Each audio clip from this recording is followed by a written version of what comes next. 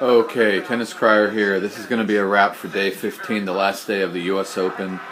There was only a final today, one final men's singles, and Rafa Nadal, as we all pretty much predicted, ended up winning the whole thing. Now here's Novak. It just ended shortly ago, and we have Novak here who's going to make his post-match speech. It's not that complicated to me, but I'll explain what I saw as soon as we hear from Novak. Tell us what it is like trying to go up against this Spaniard. Thanks for bringing that question up now. Well, obviously, I want to congratulate Rafa and his team. I mean, he was too good. He definitely deserved to win this match today in this trophy. Of course, Novak's saying all the right things, which he's good at doing, and I don't blame him. Obviously disappointing to lose a match like this, but again, it was a huge privilege and honor to be fighting for this trophy, one of the most valuable and most important trophies in our sport, and I'll be definitely coming back next year, and thank you all guys for supporting. He's coming back next year. Okay, the Crier did not expect that. I figured Novak was going to retire after this match. Kidding around, okay.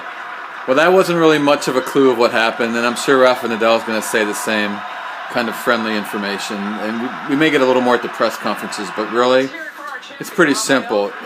Well, here we're going to get a huge cheer here.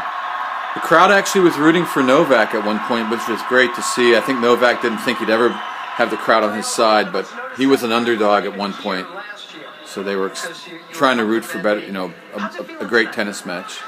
Well, first thing, very emotional. Probably only my team knows how much means the match of today for me. Playing against Novak always is a very special feeling. Probably nobody brings my game to that limit like Novak did. So congratulations, Novak, for you're an amazing player. Novak is still a major matchup problem for Nadal, but the issue is he needs to be physical. He needs to be all the way physical, at least in the 90% range. Right now, Novak's probably 70 to 80% of his capacity. 70 to 80% for Novak can win against most of the tennis players out there. It can't win against Nadal. So, the brand of tennis they play, while there is some variety to it, and there's a lot of skill level, a lot of it is pure physicality. It's, no one guy is going to win. The guy that's going to win in this matchup is a guy that can really outlast the other guy. Novak maybe has a slight edge in the matchup because he can't get burned by the big forehand of Nadal to his backhand. It's not really bothering Novak.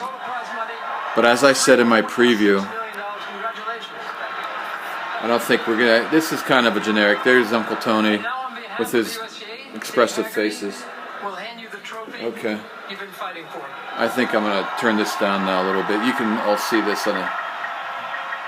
But anyway, the bottom line here is that Novak simply didn't have the physicality to do what he had to do.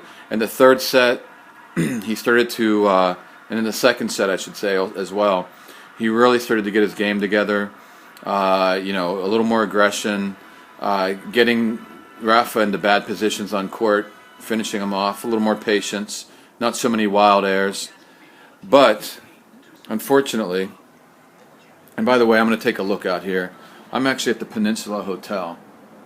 It's hard to see if you can focus. It's right across from a church. And anyway, right across from the Peninsula, actually, this is Fifth Avenue down here, and right across is St. Regis Hotel, and that's where Nadal's staying. So maybe I'll run over and check out Nadal in a little bit as he's coming back to the hotel. But anyways, I didn't want to do that if he lost, but since he won, I'm sure he'll be okay. Anyways, and if I get I may be able to get some video footage of him coming back to the hotel. We'll see.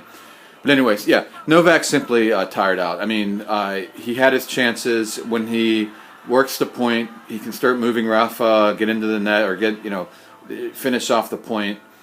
His return game, even his serves. At his best, he's just a matchup problem for Nadal. Nadal has no way to beat him. Novak can play the defense he needs to play, be patient, and then go for the winners. He can hit winners easier. He always has more winners. but he can't have a million errors like he had today. He has errors because physically he's not all the way there. Then it starts to affect him mentally. He needs to have that physicality to grind. You can't play fast points on Nadal. You have to, unless they move to a fast court. But until we start playing fast courts again, which may never happen, you have to, play physically, patient, work the point. And Djokovic does it the best against Nadal. He's a matchup issue for Nadal. Nadal knows that. That's why he doesn't like to play him. But if, Novak's only 70% or so, fitness-wise, he can't play those points long enough, and when he tries to, he can do it for a while like you saw in the second set and third set, but Rafa really lifted his game as you knew he would. He wasn't going to go out meekly. He really fought back hard. They had some great tennis games, some great rallies in the third set, and always at those big opportunities, Novak didn't have enough in the tank. And when he got to the fourth set, you could just see he had nothing. And John McEnroe almost kind of hinted that it was a shame that Novak was just kind of throwing the match away. But I mean, I don't think he had anything. He didn't have anything left in the tank. So it wasn't really Wawrinka. He had an easy tournament as far as his draw. So Wawrinka was just one match. So I blame it more on just whatever issues are going on with his body. He beat himself up. Whatever off-court stuff he does to get himself in such great physicality is no longer working that well. There's the skyline of Manhattan. And, he's going to have to go back to the drawing board and figure it all out. He has a diet now and he has other things. But, he has to figure out. I think he was using the air bubble at one point, putting oxygen in his blood system. But that's a relatively new technology still. I don't think, nobody knows exactly how this stuff all works. So, he's going to have to go back to the drawing board, figure this all out. He just needs a little bit more physicality and he'll start beating Rafa again. But, again, let's not take away from Rafa. Amazing that he got so aggressive on the hard courts, the comeback from injury. More than anything, he did lose early in Wimbledon, and that really helped him rest up for the hard courts. But it's pretty amazing. He's played, as you can see here, he's played a lot of hard, rough tennis. I know he's shortened the points. They aren't as long, but still. That he's had no physical issues whatsoever this year. Not at all, not on his knee, ever since his comeback. It's incredible. I mean, going into the U.S. Open, I said it before the U.S. Open started, he is the fittest player on the men or women's tour.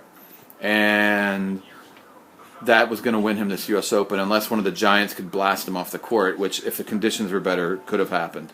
But Isner ended up not even playing him. So he didn't really have to play a big powerhouse.